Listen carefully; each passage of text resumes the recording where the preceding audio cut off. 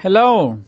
So we are continuing our third part of the King's Gambit, and today I would like to present you two more games played by Adolf Andersen, including the Memorial game against Leon Kiziritsky, and also we'll start looking at one of the most unusual ideas in the King's Gambit.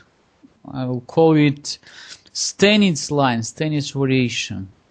So after e4, e5, in the first game which I would like to show you, Adolf Andersen played against Paul Jornd f4, e4, and bishop c4. So this is quite famous line, and I would like just to show you two games played by this variation.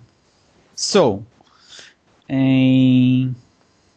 I said before in my previous lectures, so after bishop c4, black is having generally two options. Option number one is to play queen h4 check, and option number two is to push the pawn immediately after d7, d5. So today theory says that even knight f6 leads to the quite complicated position. But d5, bishop takes d5, knight f6, white answered knight c3, quite similar line we were studying in the previous lesson from the game of Pillsbury. So after knight c3, bishop b4, Andersen played knight f3, c6, and here bishop came to b3. So white is ready to sacrifice the pawn on e4. That's exactly what happened in the game. That's why I would like to show you. Bishop takes c3. So now, of course, it's not a big point to exchange queens after d takes c3, queen takes d1, king takes d1, and knight takes e4, because black is not just won back the pawn, but also threatening knight f2 check. So best for white just to play rook e1 in this position, but of course we are not talking about any advantage anymore. So b takes c3 is much better, knight takes e4, and now interesting that in the King's Gambit we can use even Danish Gambit idea. Bishop a3, very typical move for the Danish Gambit, used to be played in King's Gambit by Adolf Andersen. So after bishop a3, black king cannot castle anymore, and white is threatening to play queen e2 and just to win this knight on e4. Knight g5, short castling, knight takes f3, queen takes f3. Already we can understand that black did not solve the opening problem, so white is threatening just to bring the rook to e1. Another threat is queen takes f4, and don't forget that white is also intending bishop takes f7 and queen takes f4 and queen f7 with the decisive checkmate threats. Bishop e6, trying to eliminate at least white's light square bishop. Bishop takes e6, f takes e6, but now the main factor, black's undeveloped pieces, is the decisive one. Check, queen h5, king d7, rook takes f4, king c8, rook d4, knight e7, rook f1, queen e8, rook f7. The game is over. So white has just brought all his pieces in the game. After knight f6, here it's quite nicely. Adolf Andersen came with the bishop d6 move, sacrificing the queen. After knight takes h5, white simply plays rook c7 check, and king b8 will be met by rook takes c6 checkmate. But king d8 here is made is just a question of a few moves after bishop goes somewhere to e5 check, force black to give the queen check, check, check, and black is absolutely demolished, of course, in this position. So after a king g8, possible to play bishop take g7.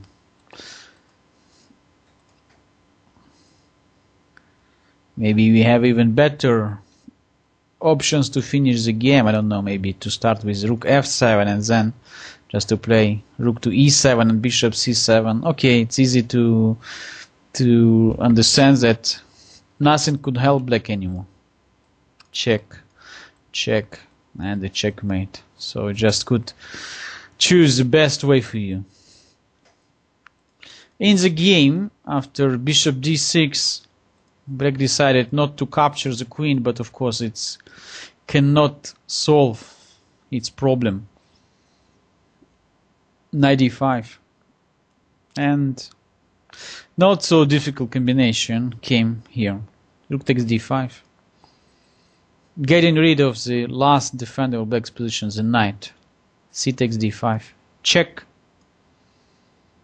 king d8, and after queen g5, since the mate is inevitable, black resigns. So this is quite rapid game that showed once again the great potential of the king's gambit, but also that all gambit lines are having the same base. So like in Evans' gambit, we are trying to prevent opponent's king from being castled. So also here Adolf Andersen used the same ideas, brings the bishop to a3, using the open files, attacking very fast black's uncastled king. And of course, when our pieces are so dominating, it's not a big problem to find who fast this decisive combination.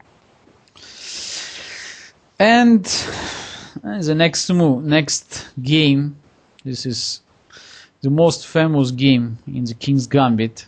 Despite the fact the latest analysis showed that both opponents were just playing with the mistakes and inaccuracies, still the picture of the final position just shows us the brilliancy of the chess game. So let's look at this great example of playing the gambits. After e4, e5, f4, e takes f4, bishop c4. So Leonel Kiziritsky played queen h4 check.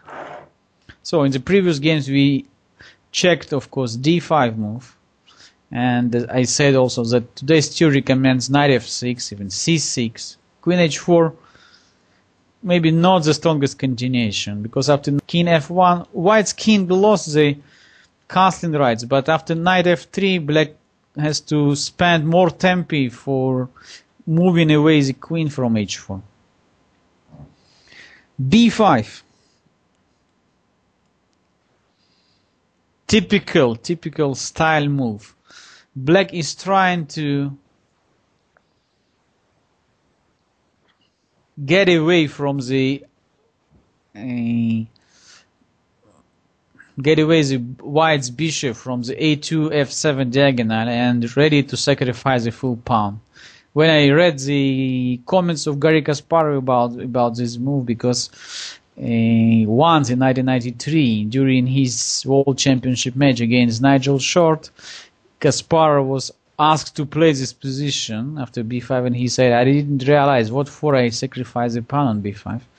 But in that time, I mean like 200 years ago, chess players were sacrificing the pawns also for nothing, also just for this one small idea, to get rid of this pressure over the f7 pawn and maybe trying to develop the bishop on b7 later on to counter-attack white's king. So black is dreaming here to attack white's king. That probably is the biggest problems of a bad evaluation.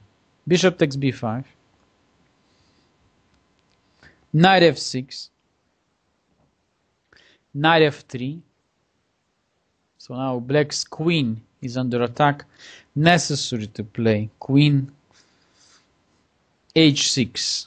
So black is also trying to protect this pawn in the near future. Queen h5.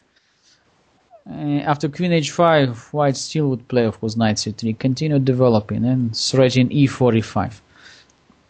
So by playing queen h6, Kiziritsky also intends to play maybe knight h5 with idea knight g3.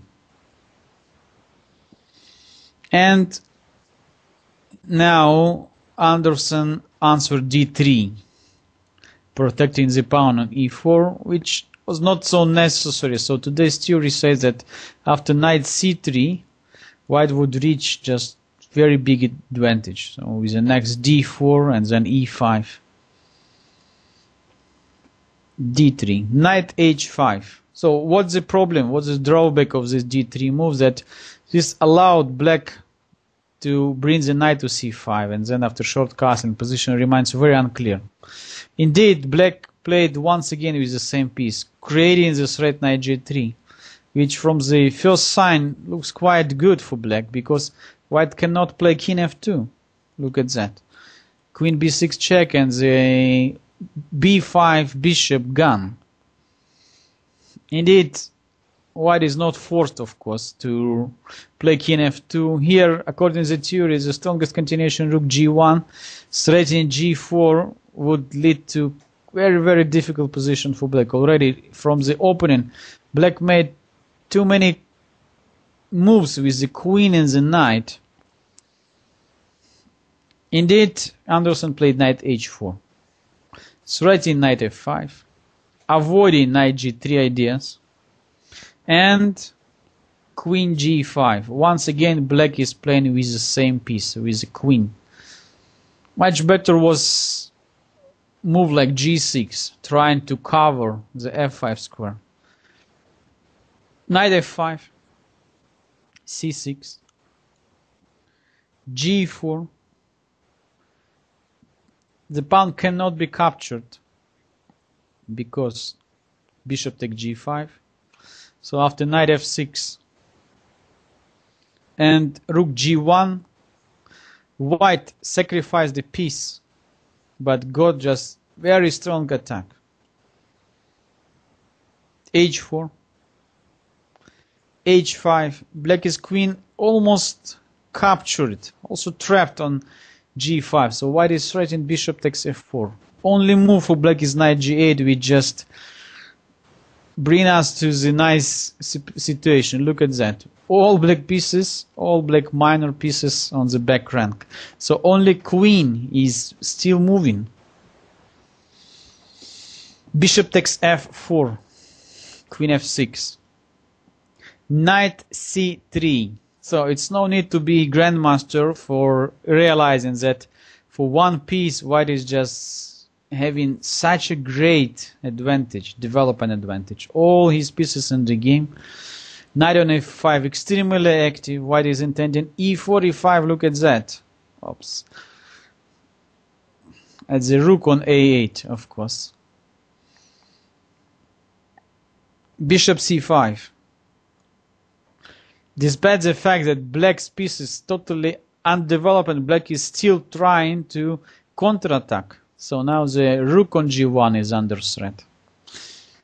It's not a question, I believe, that a move like d4 would lead to the almost decisive advantage for white, but Anderson saw that knight d5 could bring him just decisive attack over the black's king. So he played in the Morphy style. Queen takes b2. And now bishop d6. So this is already quite Anderson style. So black is black is now going to capture both white's rooks. So this bishop d6, it just looks like brilliance. It was enough for white, even in this position, to play rook e1 instead of bishop e3, so no need to sacrifice everything. Bishop takes g1. So white is ready in knight takes g7 at many lines. That's why black cannot capture on e1, and after king e2 to capture on g1. Because after knight takes g7 check, king d8 and bishop c8, this is a checkmate. So you can ask what for we played bishop d6. Because for white very important to take control over the f8 square. At the same time, we would like to eliminate this bishop on c5. Bishop takes g1. And now e4, e5. Queen takes a1 check. King e2. So this is just fantastic position. Black is having two rooks up and one piece up, but his king in the maiden net. There is no way to stop checkmate. So first of all, white is ready, knight takes g7, king d8 and bishop c7. So I remember that when I for the first time analyzed and studied this game, just unbelievable effect. I remember I was trying here to find any defense. Knight a6, bishop a6, bishop b7, but always white got just winning position. So knight a6 played by Kings3, but now coming the last and the decisive sacrifice. Knight takes g7 check, king d8 and the final shot. We have to decoy black's knight from g8. Knight f6 check. So easy distraction. Knight takes f6 and finally reaching the e7 square with the bishop and this bishop e7 checkmate. So I didn't like just to go over all the commentators who say that at some point white had a better opportunity, black had a better opportunity. I just like to show you the brilliance of the combination performed by Adolf Anderssen in this game. So in the final position, black has just enormous material advantage. Look at that. Two rooks, queen, and one extra piece. But his king is checkmated. This is just brilliant finish of this greatest game. So, Falksbeer in the 8055 in the Wiener Schachzug magazine showed to the readers this game with great comments, and at the end said that this is just an immoral game of chess. Anderssen against Kings3. But of course, the theory of King's Gambit was not only based on standard ideas like we saw already for so many lessons. After f4, e takes f4, knight f3 or bishop c4. At one point, Wilhelm Stenitz, the first world champion, came here with just another interesting idea. So in such a position, after e4, e5, knight c3, knight c6, and f4, so which came from the Wiener variation, e takes f4, instead of coming into the normal knight f3 or bishop c4 lines, he moved the pawn d4 and said that Queen h4 check is not so dangerous move in this situation. So white's king and all potential of white's strong center and control over the d5 will allow white just very successfully later on to smash black's threats on the king side. And I would like to show you just one of his best games, I guess, in this line, in this Stanitz line, against Louis Paulsen, played in 1870. Queen h4 check. King e2. This looks a bit strange, you see. King is being developed before the bishop, so bishop is not going to c4 anymore. But still, white is trying to play knight f3 next move. After d6, knight f3 and bishop g4.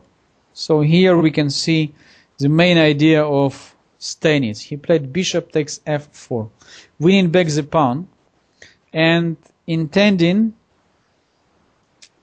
to play maybe at some moment queen d3 or even bishop g3. Long castling. Only later analysis shows that after f5 the position becomes very, very unclear. So when black is trying to destroy white's center and to get all his pieces rapidly in the game. But Louis Paulsen just played very calm move, long castling.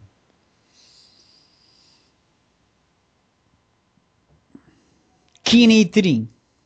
Very typical move from greatest champion. So white not only protect the bishop on f4, but also threats to capture black's queen after knight takes h4, queen h5, and bishop e2. So the commentators say that unbelievable position of white's king on e3, not allowing black any serious chances to use this, I would say, quite obviously danger outpost. So white is just would like to play h3 and send to the better development and greatest center control, just get clear advantage.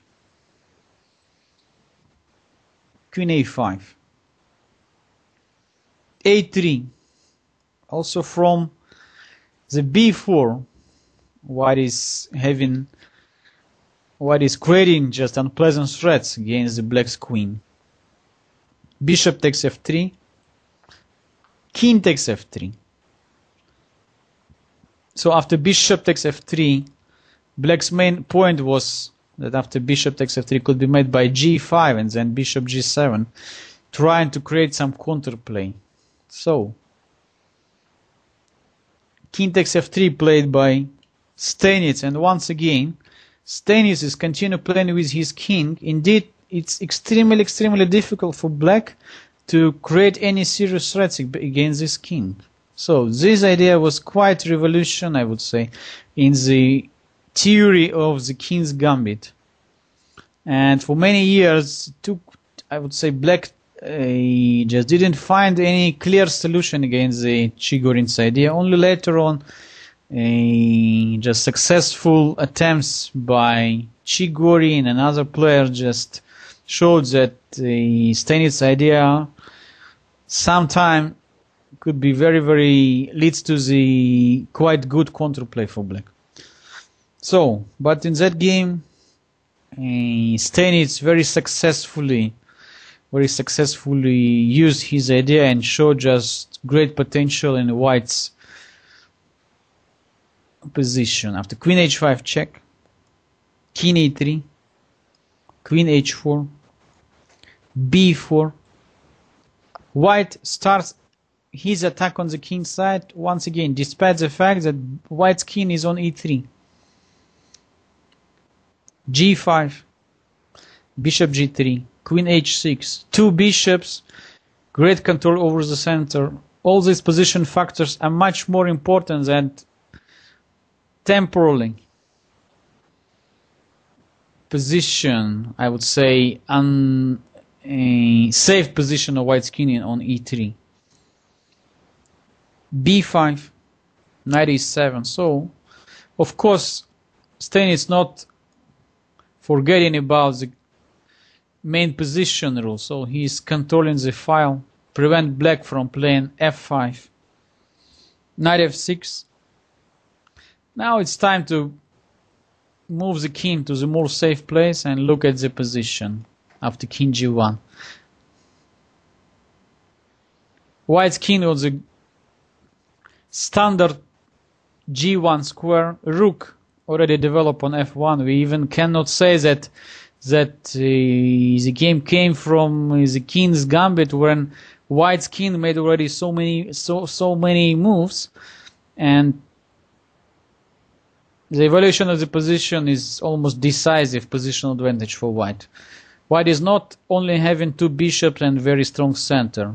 The position of Black's queen on h6 is not allowing Black to create any counterplay on the king's side. So Black has to spend a lot of time in which White is successfully performing the decisive attack on the queen side, where Black's king is situated. So after king g1, queen g7, develop queen d2, h6, a4, rook g8. So Black is trying to start maybe his own counterattack after knight h4 or knight f4 and then h5, but it's too late. b6, decisive sacrifice, a takes b6. Rook takes f6, the sacrifice made for just winning important tempo, for obtaining with the knight the key d5 square. So after king b8, knight d5, queen g7 and a5, Black has almost to resign because there is no way to stop the decisive attack on the queen side. White is opening up the Black's pawn structure and with open files easily getting into the Black's king. So after a5, f5, Black is trying to include the queen into the defense of the Black's queen side, but a takes b6, c takes b6, knight takes b6. So Black cannot capture on g4 because after check and check, the game is just simply over. King takes b6 and queen a5. Let me see. Forthcoming checkmate after king d7, queen takes d8. If Black cannot accept the bishop, it means that White is just now continue attack with also material advantage after e takes f5. Intending f6, intending queen a5, intending rook a8, checkmate. Queen f7, f6, knight c6, c4.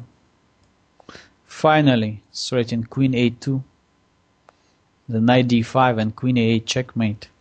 So Black is totally hopeless. Knight a7, queen a2, knight b5 and knight d5. Black resigned in a few moves. So just brilliant, another brilliant example of playing the King's Gambit from the first world champion, who also used his just quite unusual idea of keeping the king in the center for a while, but taking the other advantage at the same time.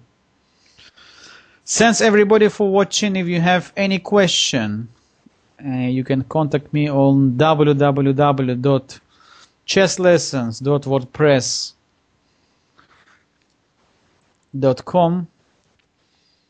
And next week, next lesson, we are going to start working on, I would say,